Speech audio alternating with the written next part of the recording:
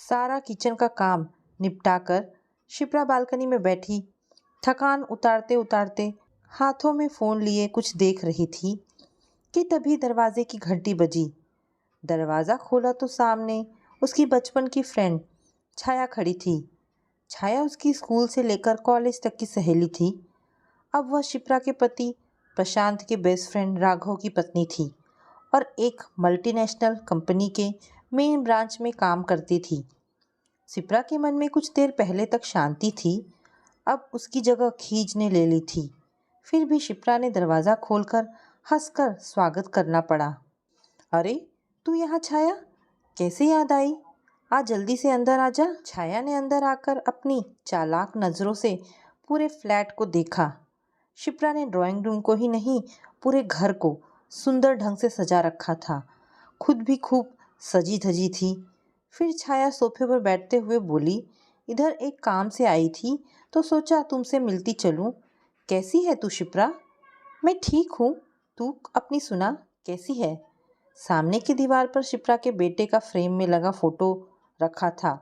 उसे देखते ही छाया ने कहा, शिप्रा तेरा बेटा तो बड़ा हो गया। हाँ, मगर बहुत शैतान है, सारा दिन परेशान किए रहता है। छाया ने देखा कि यह कहते हुए शिप्रा के चमकते चेहरे पर गर्व छलक आया है। घर तो बहुत अच्छी तरह सजा रखा है तूने अपना, लगता है बहुत सुघड़ हाउसवाइफ बन गई है। क्या करूं, काम कुछ है नहीं तो घर सजाना ही सही लगता है। अब तो तेरा बेटा भी बड़ा हो गया है, तू नौकरी कर सकती है। साधारण ग्रेजुएशन डिग्री है मेरी, वो भी बीए, मुझे कौन नौकरी देगा? फिर सबसे बड़ी बात यह कि प्रशांत को मेरा नौकरी करना पसंद नहीं। तू प्रशांत से डरती है? इसमें डरने की क्या बात है? पति पत्नी को एक दूसरे की पसंद नापसंद का ख्याल रखना तो पड़ता ही है। छाया जोर से हंसी। अगर दोनों के विचारों ख्यालों में जमीन आसमान का अंतर हो तो? यह सब सुनकर शिप्रा गुस्सा हो गई तो वह छाया से बोली, अच्छा तू यह बता कि तूने बच्चे के बारे में कुछ सोचा है? छाया ने कंधे झटकते हुए कहा, मुझे तेरी तरह घर में आराम करने की आदत नहीं और ना ही तेरी तरह मुझे अपना जीवन काटना है। मल्टीनेशनल कंपनी का काम आसान नहीं, भरपूर पैसा देते हैं तो दम भी निकाल लेते हैं। अपनी बचपन की फ्रेंड छाया की यह बात शिप्रा को बिल्कुल अच्छी नहीं लगी।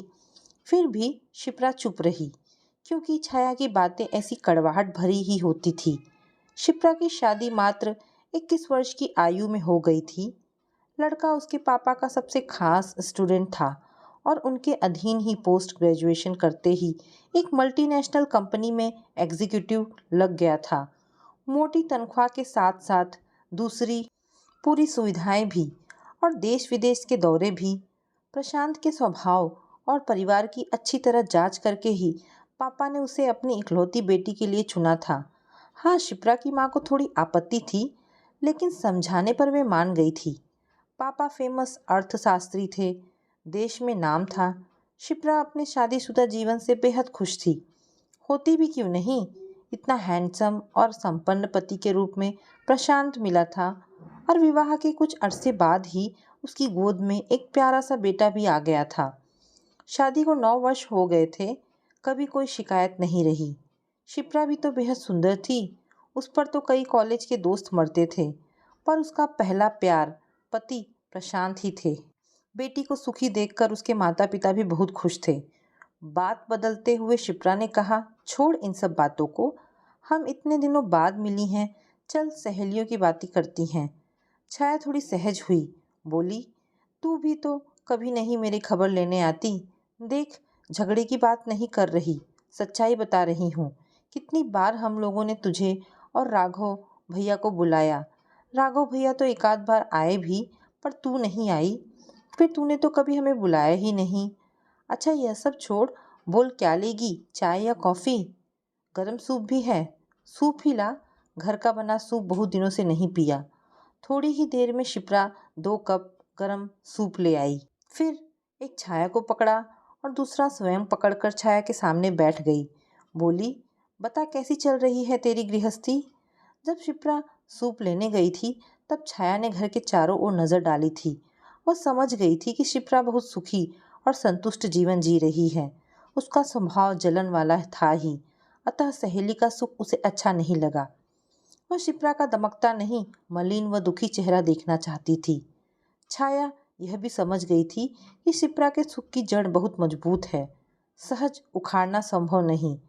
आज तक वह उसे हर बात में पछाड़ती आई है।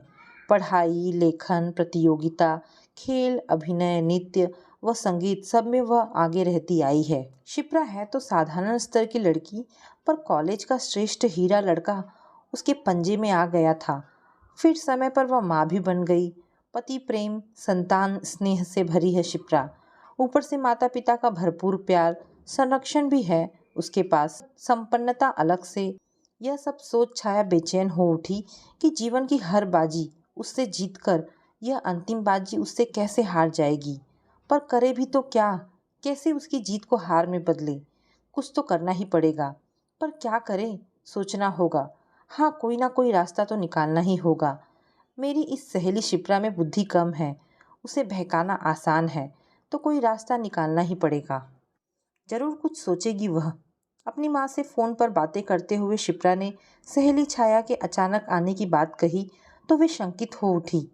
बहुत दिनों से उसे देखा नहीं, अचानक तेरे घर कैसे आ गई? शिप्रा सहज भाव से बोली, राघव भैया तो आते रहते हैं, वही नहीं आती थी। उनसे दूर की रिश्तेदारी भी है, प्रशांत के भाई लगते हैं और दोस्त तो हैं ही।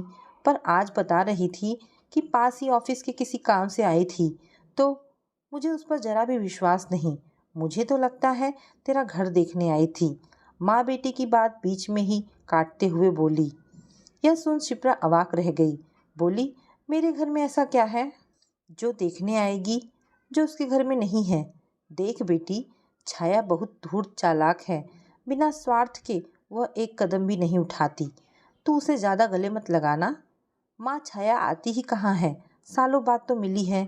यही तो चिंता है, सालों बाद अचानक तेरे घर क्यों आई? शिप्रा को हंसी आई। ओह माँ, तुम भी कुछ कम नहीं हो।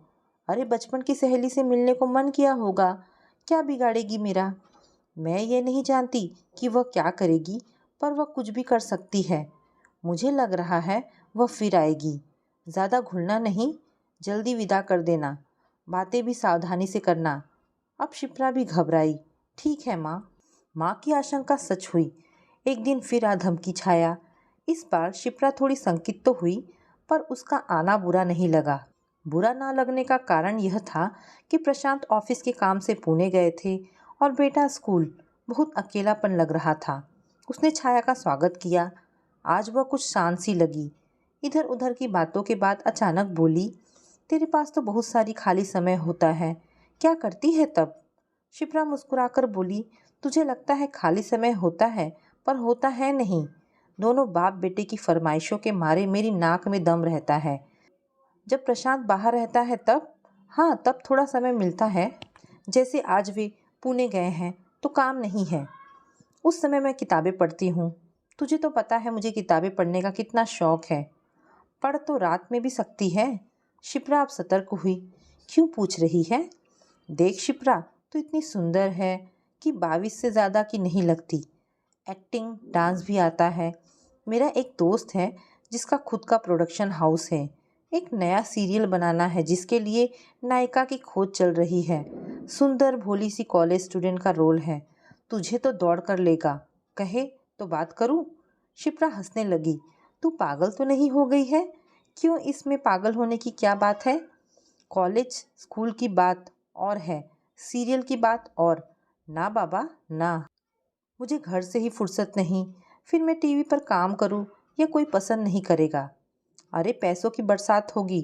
तू क्या पति से डरती है? उनकी छोड़, उनसे पहले मम्मी पापा ही डांटेंगे। फिर अब तो बेटा भी बोलने लग गया है। मुझे पैसों का लालच नहीं है, पैसों की कोई कमी नहीं है। प्रशांत है, पापा है। अब छाया समझ गई कि रास्ता बदलना पड़ेगा। अतः फिर सामान्य बातें करते करते अचानक बोली, तू पति पर बहुत भरोसा करती है ना? यह सुन शिप्रा अवाक रह गई। बोली, तेरा दिमाग तो ठीक है, वे मेरे पति हैं। मेरा उन पर भरोसा नहीं होगा तो किस पर करूँगी? मुझे पूरा भरोसा है कि पुणे ही गए हैं काम से। अरे मैंने खुद उनका प्रोग्राम देखा है। मैं उस होटल को भी जानती हूँ जिसमें वे ठहरते हैं। मैं भी तो कितनी बार साथ में गई हूँ। इस बार भी जा रही थी, पर बेटे की परीक्षा में हफ्ता भर है, इसलिए नहीं जा पाई। फिर वे अकेले नहीं गए हैं, साथ में पीए और क्लर्क भी हैं। दिन में 2-3 बार फ़ोन भी करते हैं। तू सच में ज़रूरत से ज़्यादा मूर्ख है। तू मर्दों की जात को नहीं पहचानती। बाहरी जीवन में वे क्या करते हैं, कोई नहीं जानता। शिप्रा अंदर ही अंदर काँप गई। अब इस सहेली की उपस्थिति उसे अखरने लगी थी।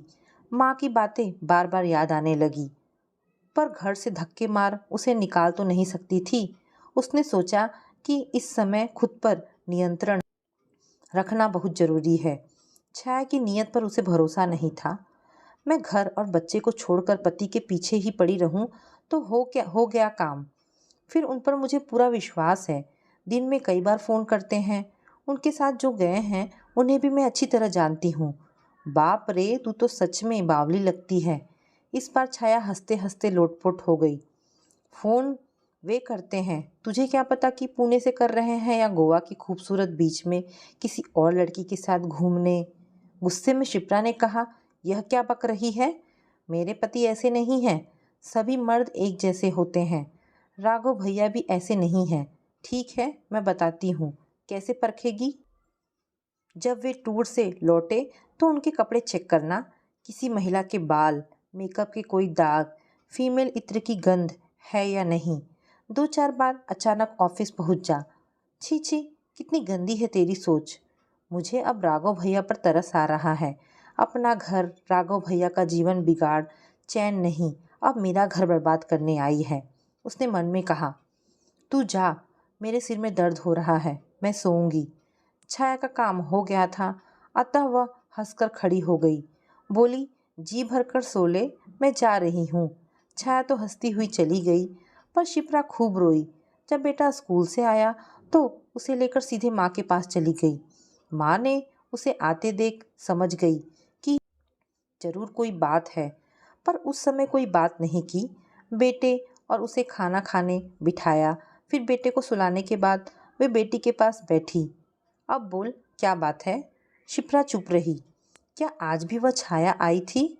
शिप्रा ने हाँ में सिर हिलाया। मैंने तुझे पहले ही सावधान किया था। वह अच्छी लड़की नहीं है। वह जिस थाली में खाती है उसी में छेद करती है। हाँ, उसकी माँ सौतेली है, यह ठीक है, पर वे उसकी सगी माँ से भी अच्छी है। जब तक वहाँ रही, एक दिन उसे चैन से नहीं रहने दिया। बाप से झूठी शिकायतें कर घर को तोड़ने की कोशिश करती रही। पर छाया के पापा समझदार थे, बेटी की आदत को जानते थे और अपनी पत्नी पर पूरा विश्वास था। इसीलिए छाया मकसद में कामयाब ना हुई। अब जब से शादी हुई है तो बेचारे पति के जीवन को नरक बना रखा है। उससे भी मन नहीं भरा तो अब तेरे घर को बर्बाद करने चली है। तू क्यों बिठाती है उसे? अब घर आए तो कैसे मना करूं? एक कप चाय पिलाकर विदा कर दिया कर, बैठाकर बात मत किया कर। आज क्या ऐसा कहा जो तू इतनी परेशान है? शिप्रा ने पूरी बात माँ को बताई तो वे शंकित हुई और उन्हें गुस्सा भी आया। वे अपनी बेटी को जानती थी कि उसे चालाकी नहीं आती है। उसके घर को तोड़ना बहुत आसान है। फिर बोली, क्या तू यही मानती है कि दामाद जी पुणे नहीं गए हैं? नहीं, मुझे उन पर पूरा विश्वास है। फिर भी तू विचलित है क्योंकि शक का कांटा वह तेरे मन में गहरे उतार गई है। देख, शक एक बीमारी है। अंतर इतना है कि इसका कोई इलाज नहीं है। दूसरी बीमारियों की दवा है, उनका इलाज किया जा सकता है, पर संदेह का नहीं। छाया ने यह बीमारी तुझे लगाई है। अब अगर तुझसे प्रशांत जी को लगे और वह तुझ पर शक करने लगे तब क्या करेगी? कांप गई शिप्रा। मुझ पर? क्यों नहीं? उसके पीछे तू क्या करती है उन्हें क्या पता? हफ्ता हफ्ता पर बाहर रहते हैं, तब तू एकदम आज़ाद होती है। जब तू उन पर शक करेगी तो वह भला क्यों नहीं कर सकते? शिप्रा को काटो तो खून नहीं। देख, पागल मत बन। दूसरे की नहीं, अपने मन की आवाज़ सुनकर चल। तू उस जैसी नहीं है। तेरे साथ तेरा बच्चा है। तू साधारण स्तर की पढ़ी लिखी है। बाहरी समाज का तुझे कोई अंदाज़ा नहीं है। अगर वह छाया राघव से तलाक भी ले ले तो भी उसे कोई फ़र्क नहीं पड़ेगा। पर तू क्या करेगी? हम हैं ठीक है, पर पापा को जानती है ना, कितने न्यायप्रिय हैं। तू गलत हुई तो यहाँ से तुझे तिनके का सहारा भी नहीं मिलने वाला। मैं कुछ भी नहीं कर सकती। माँ की बात सुनकर स्तब्ध रह गई शिप्रा। कि माँ ने जो कहा स्पष्ट कहा, उचित बात कही। उसके मन में छाया कांटा बोना चाहे और वह बोने दे तो अपना ही सर्वनाश करेगी।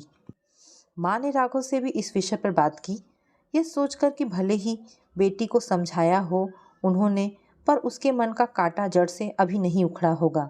राघव ने उस दिन अचानक फ़ोन करके शिप्रा से कहा, शिप्रा, बहुत दिन से तुमने कुछ खिलाया नहीं, आज रात डिनर करने आऊँगा।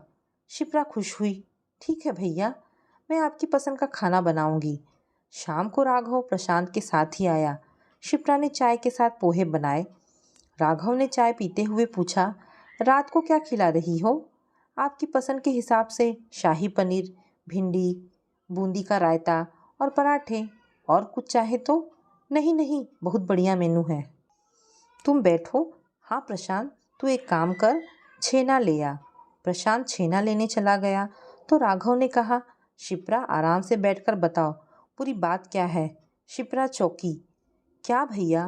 प्रशांत को लग रहा है तुम पहले जैसी सहज नहीं हो।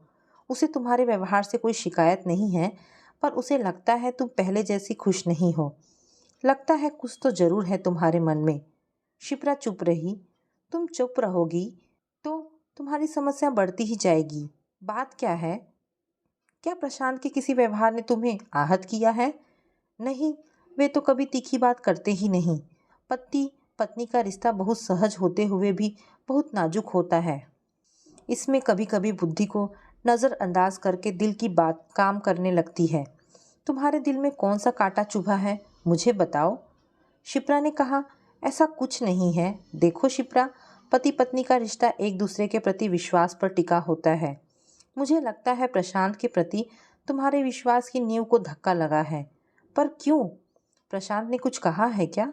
छाया ने जो शक का कांटा उसके मन में डाला था, उसकी चुभन की अवहेलना नहीं कर पा रही थी वह। उसी उलझन में उसकी मानसिक शांति भंग हो गई थी। अब वह पहले जैसी खिलखिली नहीं रहती थी। उसकी मानसिक उधेड़-बुन उसके चेहरे पर मलिनता लाई ही। व्यवहार में भी फर्क आ गया था। उसने सिर झुकाकर जवाब दिया, ऐसा कुछ नहीं है भैया। नहीं शिप्रा, तुम्हारे मन की उथल पुथल तुम्हारे मुख पर अपनी छाप डाल रही है। ज़्यादा परेशान हो तो तलाक ले लो। प्रशांत तुम्हारी खुशी के लिए कुछ भी करने को तैयार है। शिप्रा चौंकी। उसकी आंखें फैल गई। तलाक? क्यों नहीं? तुम प्रशांत के साथ खुश नहीं हो? भैया मैं बहुत खुश हूँ। प्रशांत के बिना अपना जीवन सोच भी नहीं सकती। दोबारा तलाक की बात न करना। और वह रो पड़ी।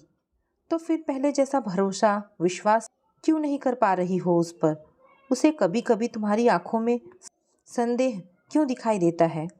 मैं समझ रही हूँ, पर अपने मन से कांटा नहीं निकाल पा रही हो ना? यह कांटा छाया ने बोया है? वो फिर चौंकी। राघव को उसने असहाय नजरों से देखा। शिप्रा, कोई कोई मुर्गी अंडा देने योग्य नहीं होती और वह दूसरी मुर्गी का अंडा देना भी सहन नहीं कर पाती। बहुत कम औरतें भी ऐसी ही होती हैं, जो ना तो अपने घर को बसा पाती हैं और ना ही दूसरे के बसे घरों को सहन कर पाती हैं। उन्हें उन घरों को तोड़ने में ही सुख मिलता है। छाया उनमें से एक है और तुम उसकी शिकार हो। उसने डॉली का घर भी तोड़ने के कगार पर ला खड़ा किया था।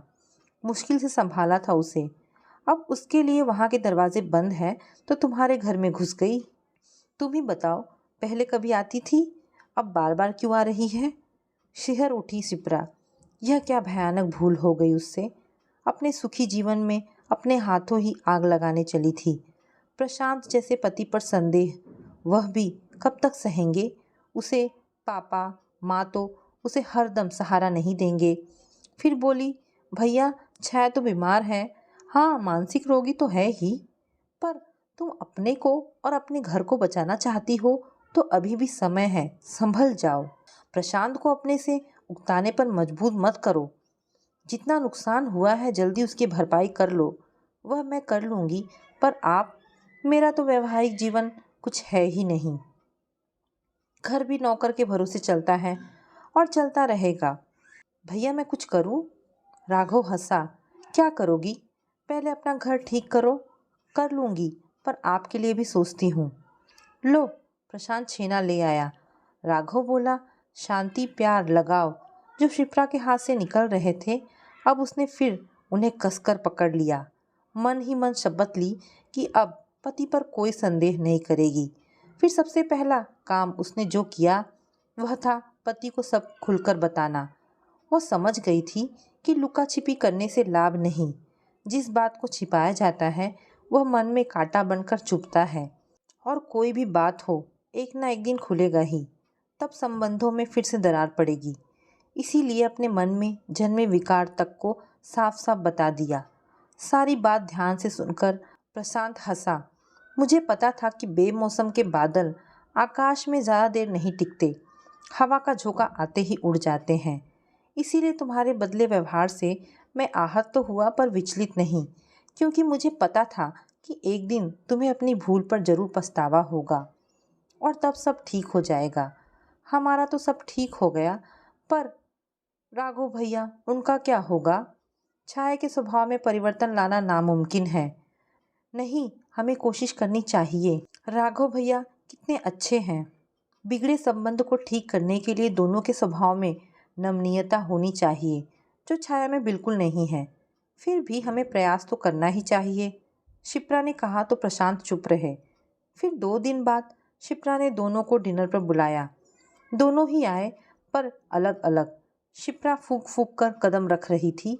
इस बार छाया को बोलने का मौका न देकर स्वयं ही हंसे बोले जा रही थी। जरा सी भी बात बिगड़ती देखती तो अपने बेटे को आगे कर देती। उसकी मासूम बातें सबको मोह लेती। पूरा वातावरण खुशनुमा रहा। वैसे भी शिप्रा की आंखों से सुख प्यार झलक रहा था। छाया के मन में क्या चल रहा था पता नहीं, पर वह सामान्य थी।